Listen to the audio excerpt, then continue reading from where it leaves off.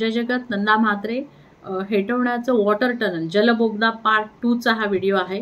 त्यामुळे लक्ष देऊन सगळ्यांनी हा विषय समजून घ्यावा अशी मी आपल्याला विनंती करते। पुन्हा एकदा आपल्याशी संवाद साधण्याचा प्रयत्न करते। आता माझ्या हातामध्ये आहे ती त्या जलबोगद्याची वर्क ऑर्डर जी 13/12/2023 ला काढलेली आहे। कधी 13 डिसेंबर 2023 ला, म्हणजे आपलं जेव्हा आंदोलन सुरू होतं 23 ला आपण आंदोलनाला बसलो होतो पहिल्यांदा। मला असं वाटतं 7 डिसेंबर पासून आपलं आंदोलन सुरू होतं। त्या काळामध्ये ही वर्क ऑर्डर झालेली आहे। सिडकोला जे अतिरिक्त पाणीसाठा मंजूर करण्यात आलेला आहे, आता साधारण 270 MLD पाणीसाठा मंजूर केलेला आहे आणि तो पाणीसाठा नेण्यासाठी म्हणजे आतापर्यंत जो होता या मंजुरीच्या आधी 190 MLD पाणी उचलत होतं आणि आता ते 270 MLD पर्यंत पोहोचलेलं आहे। ह्याकडे आपल्या राजकारण्यांचं अजिबात लक्ष नाहीये की हे पाणी साठा वाढवल्याने आपलं काय नुकसान होणार आहे। सांगण्याचं तात्पर्य हेच आहे की वर्क ऑर्डर 13/12/2023 ला निघालेली आहे आणि सिडको ज्या मंजुऱ्या घेते आवश्यक ते आता घेते। हा माझ्या हातामध्ये आहे शेवटचा अहवाल जो त्यांनी पाठवला मंजुरीसाठी प्रस्ताव सादर केल्याचा, की आम्ही हा असा फेरप्रस्ताव सादर करतोय। जेव्हा लक्षात आणून दिलं आपण की हे निषिद्ध क्षेत्रामध्ये धरणाच्या निषिद्ध क्षेत्रामध्ये खोदकाम होणार आहे आणि त्यानंतर जलसंपदा विभागाने तात्काळ एक क्षेत्रीय भेट घेऊन तिथे स्पॉटवर जाऊन पाहणी करण्याचे आदेश दिले होते संबंधित अधिकाऱ्यांना। हे शेवटचं पत्र आहे आपल्या अधीक्षक अभियंत्यांना पाठवलेलं हेटवणे पाटबंधारे खात्याकडून 29 मे 2025 ला। आणि मला जे सिडकोच्या अधिकाऱ्यांनी पत्र दिलंय ते आहे 3 जून 2025 चं, ज्यामध्ये त्यांनी स्पष्ट म्हटलेलं आहे की आम्ही सर्व परवानग्या घेऊनच हे काम करणार आहोत। मला असं सांगायचंय की ह्याच्यामध्ये भूगर्भ तज्ञ विभागाची परवानगी घेतलेली आहे का? कारण हे वॉटर टनल जे 100 मीटर जमिनीच्या खाली सुरू आहे की ज्याच्यामध्ये आपल्याकडे हादरे बसायला लागलेत आणि त्याचाच एक भाग म्हणून धरणाला तडे जाण्याची सुद्धा दाट शक्यता आहे। तर आता हे काम तातडीने थांबवलं पाहिजे, कारण ह्या सगळ्या कागदपत्रांवरून एक गोष्ट सिद्ध होते की अजूनही जलसंपदा विभागाने या कामाला मंजुरी दिलेली नाहीये। मंजुरी दिलेली नसताना 2023 ला वर्क ऑर्डर काढली। बरं, अजून त्याचं डिझाईन सुद्धा फायनल झालेलं नाहीये। जलसंपदा विभागाने स्पष्ट म्हटलंय की पाण्याचा स्रोत जो मंजूर झालेला आहे हे मान्य आहे, पण तो स्रोत ते नवी मुंबईला कशाच्या माध्यमातून नेणार आहेत ह्याचं कोणतंही डिझाईन त्यांनी अजून जलसंपदा विभागाला सबमिट केलेलं नाहीये। आयदर ते डिझाईनच बनलेलं नाहीये, ते डिझाईन नाशिक येथून बनवण्यात येईल आणि मग ते मंजुरीसाठी सबमिट करण्यात येईल। त्याचसोबत त्यासाठी ज्या शाफ्ट जो तिसरा शाफ्ट बनणार आहे त्यासाठीची नियोजित जागा ती कुठली असणार आहे ते सुद्धा अजून सांगितलेलं नाही, त्याचा 7/12 दिलेला नाहीये। बऱ्याच गोष्टी जलसंपदा विभागाने त्यांना पूर्तता करण्यासाठी सांगितलं होतं पण अजूनही ते केलेलं नाहीये। शिवाय जलसंपदा विभागाने त्यांना सुचवलं होतं की वॉटर इंटॅक्ट टेस्ट घेऊन त्याचा रिपोर्ट सादर करावा। तर ज्या परमिशन लिमिटपेक्षा कमी आहेत टेस्ट आणि कळण्यात आलं तर त्या पुन्हा घेण्यासाठी सुचवलेलं आहे। त्या घेतल्यात की नाही माहिती नाहीये। विजन व्हॅल्यू परमिसेबल लिमिटपेक्षा कमी असल्याचं त्यांनी म्हटलंय।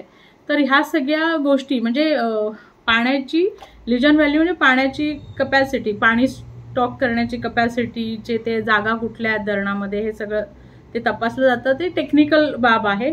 अर्थातच एवढं नक्की आहे की जलसंपदा विभागाने परवानगी दिलेली नाहीये। त्याचबरोबर अशा जर परवानग्या नसताना हे काम सुरू असेल तर ते पूर्णपणे बेकायदेशीर काम आहे असं आपण म्हणू शकतो। या कामाचा कालावधी 66 महिन्याचा आहे आणि 2029 पर्यंत हे काम पूर्ण करायचं आहे। मेघा इंजिनिअरिंग यांना हे काम दिलेलं आहे। ह्याच्यामध्ये एक वेगळा विषय असाही असतो, बऱ्याचदा अशी साधारण 1042 कोटीचं हे काम आहे, वर्क ऑर्डरची आहे ती। बऱ्याचदा असे कामं जेव्हा सुरू होतात तेव्हा एक मोबिलायझेशन ॲडव्हान्स आणि मशिनरी ॲडव्हान्स दिला जातो 10%, तो साधारण 104 कोटी वगैरे असेल ज्यातून हे काम सुरू केलेलं आहे। ही कंपनी कुठली आहे वगैरे तिथं हैदराबादचा ॲड्रेस दिसतोय। सगळ्यात महत्त्वाचं आपल्यासाठी जे आहे ते हे आहे की ह्या कामाला अजूनही जलसंपदा विभागाने परवानगी दिलेली नाहीये, हे एवढं नक्की। हा प्रस्ताव उपरोक्त दिलेल्या निर्देशानुसार सिडकोने वॉटर इंटॅक्ट टेस्ट घेऊन अहवाल संदर्भीय पत्र क्रमांक 4 अन्वये विभागीय कार्यालयात सादर केला असून सिडकोने प्रस्तावित केलेल्या शाफ्ट क्रमांक 3 च्या खोदकामाला प्रस्तावास सक्षम स्तरावर परवानगी मिळण्याबाबत प्रस्ताव विचारार्थ व निर्णयार्थ मंडळ कार्यालयात सादर करण्यात येत आहे। हे आपल्या माहितीसाठी व पुढील कार्यवाहीसाठी सादर करण्यात आलेले हा शेवटचं पत्र आहे आणि हा अहवाल 26/5/2025 ला दिलेला आहे। परवानगी दिल्याचं कुठलंही पत्र या कागदपत्रांमध्ये नाहीये, त्यामुळे आपण जे सातत्याने म्हणतोय की याला अजून परवानगी दिलेली नाहीये जलसंपदा विभागाने, तर हे काम थांबवण्यात यावं। इकडे आम्हाला सिंचनासाठीच्या परवानग्यासाठी त्याचं डिझाईन नाही, त्याचं टेक्निकल सँक्शन नाहीये, हे सगळं सांगत 2 वर्ष मंजुरीनंतर जातात, पण इथे मात्र उलटी गंगा वाहते की याचं वर्क ऑर्डर आधी निघतंय आणि परवानग्या नंतर घेतल्या जात आहेत।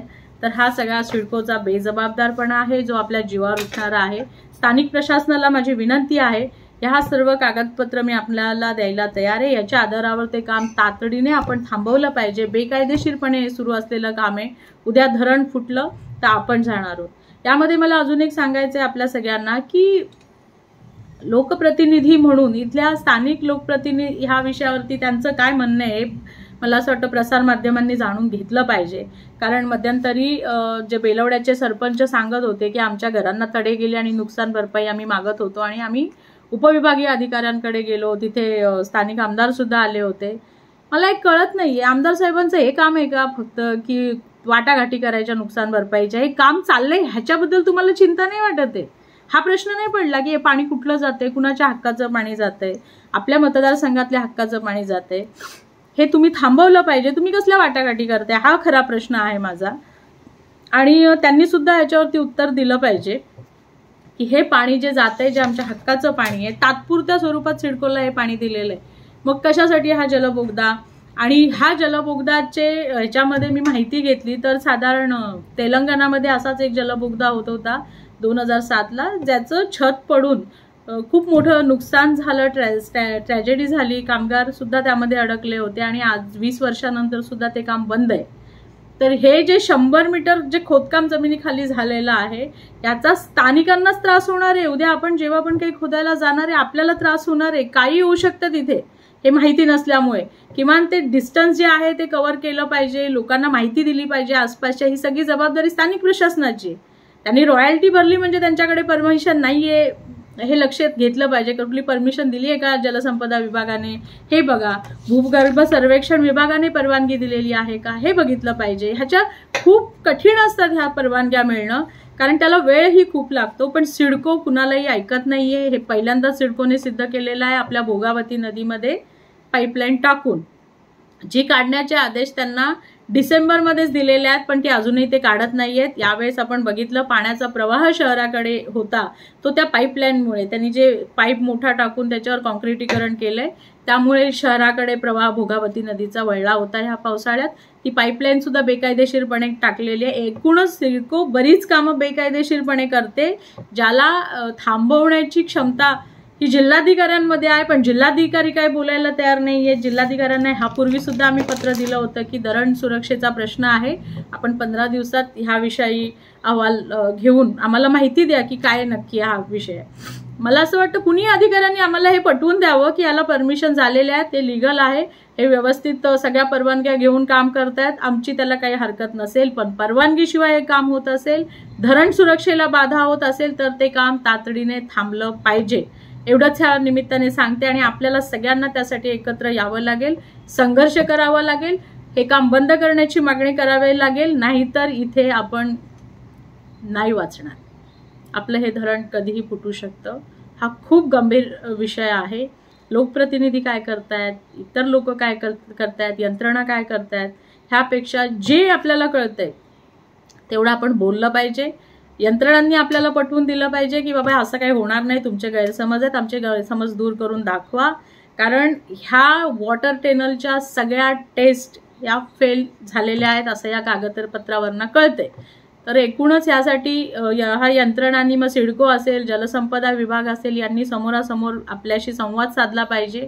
आपल्याला त्यांनी स्पष्टीकरण दिलं पाहिजे की ह्या कामाला मंजुरी आहे का, आणि ह्या कामामुळे धरणाच्या सुरक्षेला धोका निर्माण झालेला आहे, जे जलसंपदा विभागाचं म्हणणं आहे. याबद्दल सिडकोने आपली भूमिका स्पष्ट केली पाहिजे. एवढंच या निमित्ताने सांगते आणि इथेच थांबते.